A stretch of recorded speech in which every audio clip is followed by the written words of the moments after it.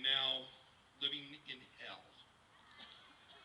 I would like to see some changes to Social Security, especially since it is running out of money. What do you propose to do since it was Congress that stole that fund? Good question. Congress has proven itself an inadequate steward over our Social Security funds. Is that fair to say? Yes. Yeah. It has not done a good job. It's done a really, really bad job. It's robbed from the fund that it created. Now, the interesting thing about Social Security, when they created it, they told the American people, we're going to put these funds into a trust account and we won't be able to take it for any other purpose because it'll be there as basically a retirement fund for each of the people who pay into it. Well, it passed based on that sales pitch. A couple years later, in a case called Helvering versus Davis, the Supreme Court received a challenge to the constitutionality of that legislation. And they said, Congress doesn't really have the authority. Those who were challenging said Congress doesn't have the authority to come up with a retirement plan. And the Supreme Court said, oh, retirement plan? Who said anything about that? This isn't a retirement plan.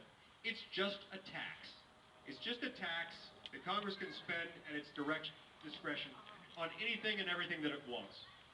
So it had only been a few years since they passed the law when the Supreme Court decided this, based on the Roosevelt administration's urging.